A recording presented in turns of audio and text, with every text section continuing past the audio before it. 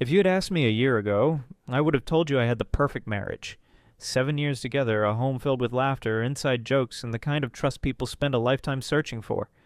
My husband, Mark, was everything a woman could ask for. Charming, dependable, and most importantly, honest. At least that's what I thought. Because now, I can't even look at him without feeling sick. It didn't happen overnight. The cracks were small at first, tiny changes I barely noticed, until they weren't so tiny anymore. Mark started keeping his phone closer than ever. Before, he never cared if I grabbed it to check the time or take a quick photo. But suddenly, he never left it unattended. If I reached for it, even playfully, he'd tense up. And then came the late-night texts. At first, I brushed it off. Maybe work was stressing him out. Maybe I was overthinking things. But then the phone calls started, and that's when everything fell apart. The first time it happened, I woke up to whispering. The room was dark. The clock read 3:07 a.m. Mark wasn't in bed. I could hear his voice, low, urgent, coming from the hallway. I sat up, heart pounding. He wasn't just talking quietly. He was hiding something. I slipped out of bed, moving carefully, pressing myself against the doorway. I told you not to call me this late. A pause. Number she doesn't know anything. She? I froze. Who the hell was he talking to? And what exactly wasn't I supposed to know? The voice on the other end was muffled, but I caught just enough to send my stomach into knots. It was a woman. Mark sighed, frustrated, like this conversation wasn't supposed to be happening. I'll take care of it. Just don't call again. Then silence. I barely had time to slip back into bed before he re-entered the room. He climbed in beside me, completely unaware that I had just heard everything. I lay there, stiff as a board, my mind racing. Was he cheating? I needed to find out, and I was willing to do whatever it took. The next morning, Mark acted like nothing had happened. He woke up, stretched, kissed my forehead, and walked to the kitchen to make his usual cup of coffee. Like everything was normal, but I knew better. I watched him differently now. Every movement, every glance, every tiny reaction. And I decided to test him. Who called you last night? I kept my voice light, casual, like I wasn't already dying inside. Mark froze, just for a second. Then he recovered. Too quickly. What? He asked, stirring his coffee like he hadn't heard me. I shrugged. I woke up and heard you talking. For the briefest moment, fear flashed in his eyes. Then just as quickly, he covered it up with a chuckle. Oh, just a work thing. One of my overseas clients. Lies. I could feel it in my bones, but I forced a smile and nodded. Oh, okay. Inside, my mind was already racing with my next move. That night I waited. Mark always played music when he showered, which meant his phone was unlocked. My hands were shaking as I picked it up. I pressed the screen. Unlocked, I had seconds. I went straight to his recent calls. There it was. No name. Just a string of random digits. My stomach tightened. I opened his messages. Mark, I told you not to call. It's too risky. Unknown number. I had to. It's urgent. Mark, not over text. We'll talk soon. My blood ran cold. But this wasn't just an affair. If he was cheating, why did he sound so scared? Then I heard the water turn off. My heart nearly exploded. I quickly locked the phone and placed it back exactly where it was. A few seconds later, Mark walked out, towel around his waist, smiling at me like nothing had changed. I smiled back. But inside, I was falling apart. I couldn't sleep. My mind kept replaying that message over and over. I told you not to call. It's too risky. Not over text. What the hell was going on? At exactly 3 a.m., I made a decision. I grabbed my phone, tiptoed into the living room, and dialed the number. It rang once, twice, 3 times. Then someone picked up. A woman. She didn't say hello. She didn't ask who I was. Instead, after a long pause, she whispered, "Why are you calling me from his phone?" My breath caught. She knew who I was. I gripped the phone tighter. "Who are you?" Silence. Then in a voice so soft I almost didn't hear it, she muttered, "He didn't tell you, did he?" My stomach dropped. Tell me what? But before she could answer, The line went dead. I stood there, phone still pressed to my ear, my entire body shaking. I wasn't imagining things. Something was seriously wrong. And whatever it was bigger than just an affair I barely slept. My mind was a mess of suspicion, fear, and something worse. Dread. Mark left early for work. The second he was gone, I grabbed my laptop. I logged into our phone bill account. He never checked it. I was the one who handled all the payments. My hands were sweaty as I scrolled through the recent calls, and there it was, the same number, again, and again, and again, at least 3 or 4 times a week. I clicked into the details, my stomach twisting. All of the calls lasted less than 5 minutes, like he was just checking in, like he was making sure something or someone was still there. A chill ran down my spine. This wasn't some random affair. This was something planned, something calculated, something dangerous. And I was about to find out exactly what it was. That night I forced myself to act normal. I smiled when Mark walked through the door. I kissed his cheek. I asked about his day. But inside, my heart was pounding. After dinner, I casually brought up the phone bill. "Hey, babe, I was checking our statements today, just making sure everything's correct." Mark didn't even flinch. "Yeah?" I nodded. "Yeah, noticed you've been calling the same number a lot late at night." Silence. It was only for a second, but I caught it. The way his hand tightened around his fork, the way his entire body tensed. Then he did what liars do best. He recovered. "Oh," he said, forcing a chuckle. "Yeah, that's just a client, big account, high maintenance." Another lie. I leaned in, keeping my voice soft. "A client, huh?" I pulled out my phone, opening the call log. So this client...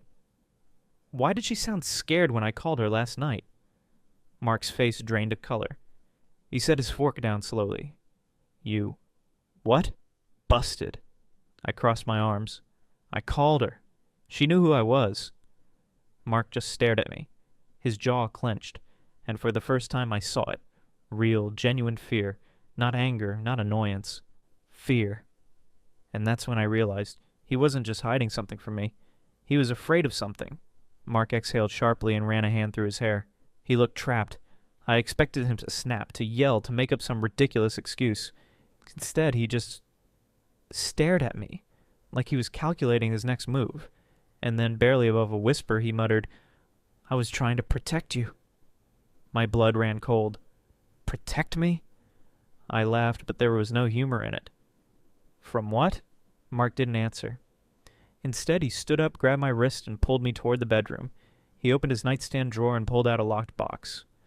My stomach twisted. He unlocked it, revealing a stack of old letters, a prepaid burner phone, and a photo. A photo of a woman. The same woman I had spoken to last night. I snatched the picture from his hand, my fingers shaking. "Who is she?" Mark hesitated. Then in a voice I barely recognized, he whispered, "My sister." My breath caught in my throat. "What the hell are you talking about?" Mark sank onto the bed, rubbing his temples. He looked exhausted, broken. "I never told you about her because she's supposed to be dead." The room started spinning. Mark had never mentioned having a sister, ever. And now, suddenly, she wasn't just real. She was alive. And he was terrified of her. I could barely process his words. "What do you mean, supposed to be dead?" Mark hesitated, then finally spoke.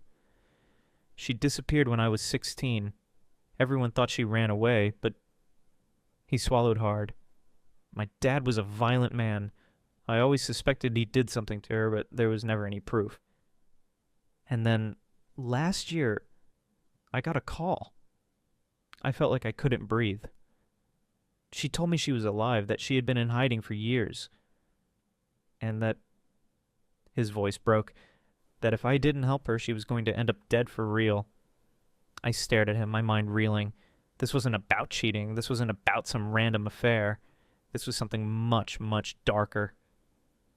Mark ran a hand over his face. "She told me not to tell you, said it was safer that way." I shook my head. "Safer from what?"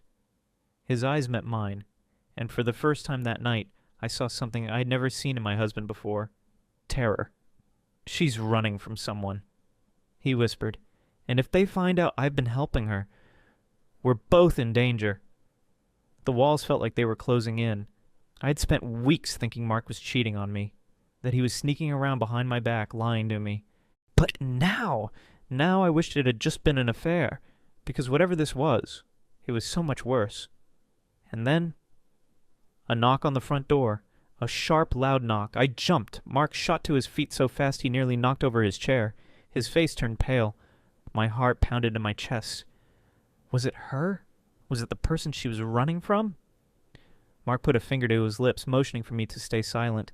He walked toward the door slowly, carefully, then peered through the peephole. His entire body stiffened. "Who is it?" I whispered. Mark turned to me, his face devoid of color, and then he said the words that made my blood freeze. "They found us. Bang, bang, bang." The knocking turned into pounding. Mark grabbed my wrist and yanked me toward the back door. "We have to go, now!" Panic surged through me. "Who is it, Mark? Who the hell's looking for us?" Before he could answer, a deep voice boomed from the other side of the door. "Mark, open the door!" I flinched. That voice, it was rough, commanding, not the voice of a friend. Mark pulled me harder. "We don't have time."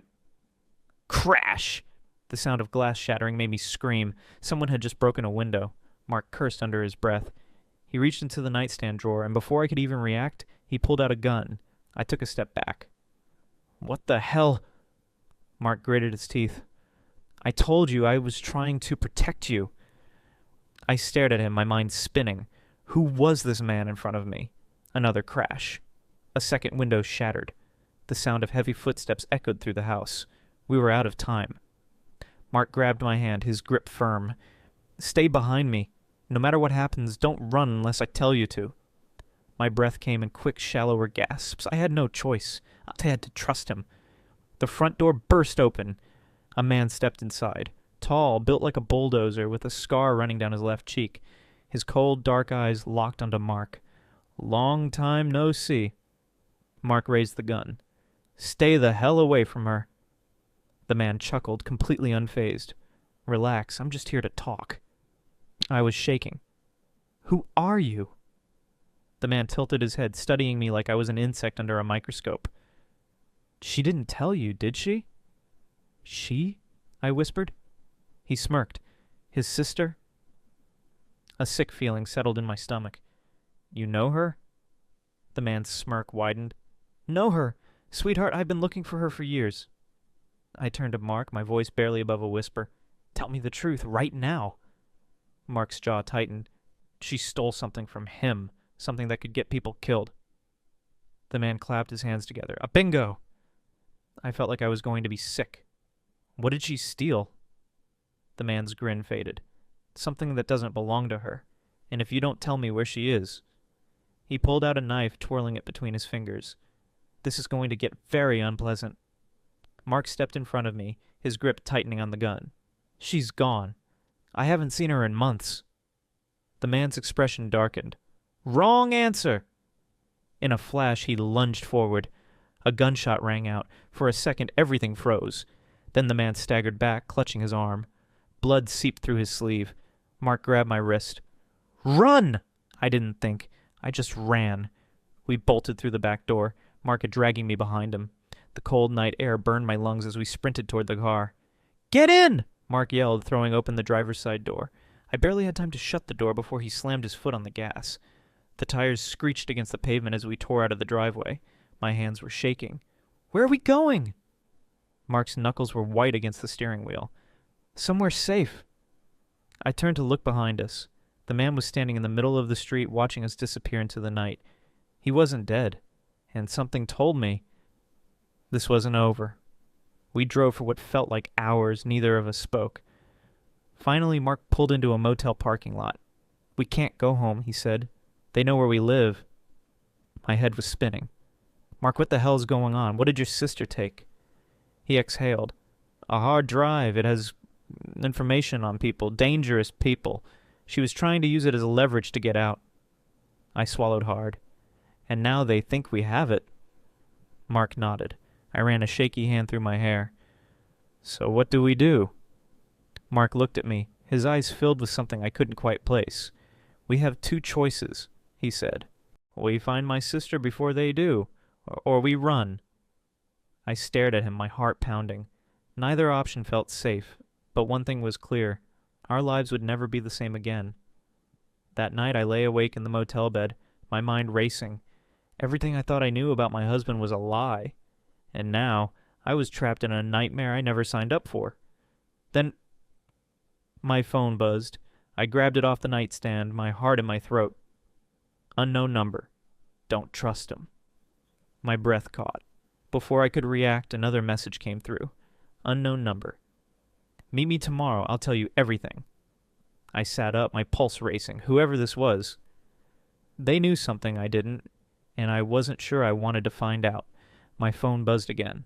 Another message. Unknown number. Come alone. 10 a.m. Riverside Park. My hands clenched around the phone. Who was this? Was it her or was it someone else? I looked over at Mark.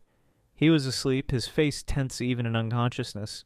His grip on reality, on our marriage, had shattered in the past 24 hours. And now, I had a choice. The next morning I left before Mark woke up. I didn't tell him where I was going, because deep down, I wasn't sure if I could trust him anymore. Riverside Park was eerily empty. I stood near the benches scanning the area, my heart pounded in my chest. Then a woman stepped out from behind the trees. It was her, Mark's sister. She looked exhausted, like she hadn't slept in days. I took a step forward, my hands shaking. Are you... You don't have much time, she interrupted. I froze. What do you mean? She looked around, her eyes scanning the area like she was being followed. Mark didn't tell you the truth. Not all of it. My stomach twisted. I thought he was protecting you, she continued. But now I see it. He was protecting himself. I swallowed hard. What are you talking about? She stepped closer. That hard drive? It doesn't just have information on dangerous people, it has information on Mark. My blood ran cold. What? Mark isn't just caught up in this. He's a part of it. He's been working with them. The only reason he's still alive is because they think he can control me. The world tilted around me. I thought I knew my husband, but now, I wasn't sure I ever did. I took a step back. You're lying. Her face softened. I wish I was. She reached into her pocket and pulled out a flash drive. This has everything you need to know, every secret, every lie, but if you take it, there's no going back. I hesitated.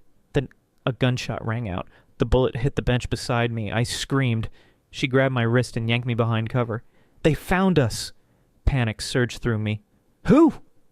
She didn't answer. She just shoved the flash drive into my hand. Run! I didn't stop running until I reached the motel.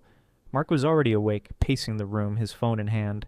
His face lit up with relief when he saw me, but then he saw the flash drive in my hand, and his expression changed. Where did you get that? I took a step back. You tell me. His face darkened. You don't understand. You have to give that to me, right now. I shook my head. I want the truth, Mark. His jaw clenched. You don't want the truth. I took a shaky breath. Then why do you look so scared? Silence. Then his phone buzzed. He looked at the screen and his face turned white. He exhaled sharply, then locked eyes with me. They're coming. I clenched the flash drive in my fist, and in that moment, I knew. I had two choices. I could give it to him, play the role of the naive wife, pretend I knew nothing and hope I made it out alive, or I could run, take the truth and disappear before it was too late. I looked at Mark one last time, then I made my choice. That was 3 weeks ago. I'm writing this from an undisclosed location. The flash drive? I've seen what's on it. Mark was right about one thing. I should have never looked, because now I know exactly who I married. And the worst part? I don't know if I'll ever be safe again. My phone buzzes. One new message. Unknown number. They're still looking for you. Stay hidden. Trust no one. I stare at the screen. Then I delete the message and disappear into the night. The moment everything changed. Have you ever felt invisible in your own family? Like no matter what you did, you'd never be good enough? I have. My parents made sure of it. For years I tried to ignore it. Told myself I was being dramatic. that every family had favorites, that maybe, just maybe, I was overthinking it. But the truth was impossible to ignore. She got everything. The new clothes while I wore her old, worn-out hand-me-downs. The big birthday parties while mine were quiet family dinners, if they even remembered at all. The love, the praise, the endless attention.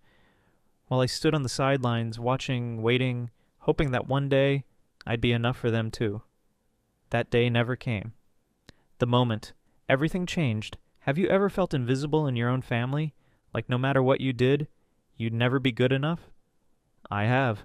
My parents made sure of it. For years I tried to ignore it, told myself I was being dramatic, that every family had favorites, that maybe, just maybe, I was overthinking it. But the truth was impossible to ignore. She got everything. The new clothes while I wore her old, worn-out hand-me-downs. The big birthday parties while mine were quiet family dinners, if they even remembered at all. The love, the praise, the endless attention. While I stood on the sidelines, watching, waiting, hoping that one day I'd be enough for them too. That day never came. I worked hard. Straight A's, scholarships, a good job. I thought maybe, just maybe, if I achieved enough, they would finally see me. That I'd finally earn my place in their eyes. But no matter what I did, it was never enough. Because in their world, there was only one child that mattered. My sister. I told myself it didn't matter. That I would build my own life, away from them. That I didn't need their approval or validation. And for a while I believed it. Until the day I found out the truth. A betrayal I never saw. Coming, my parents weren't rich, but they weren't struggling either. They had a house, savings, and a few investments. I never thought much about it, until one day, completely by accident, I discovered the truth. I was at their house helping my mom clean when I saw a stack of legal documents on the kitchen counter. I wasn't trying to snoop, but when I saw my sister's name all over the papers, my curiosity got the best of me. And that's when I saw it. The will. Everything. The house, the savings, the retirement funds, every last cent. All of it was going to my sister. My name wasn't even mentioned. Not once. I felt my stomach drop. My hands shook as I flipped through the pages, hoping, praying, that I was wrong, that there was some kind of mistake. But no. They had planned this all along. They had never intended for me to have anything. It wasn't just an oversight. It wasn't a misunderstanding. It was deliberate. I thought back to all the years I had spent trying to win their love, their approval, all the times I had bent over backward to prove that I was worthy. And all along, they had already made their decision. I was nothing to them. And in that moment, standing alone in that kitchen, holding the proof of their betrayal in my hands, I made a decision.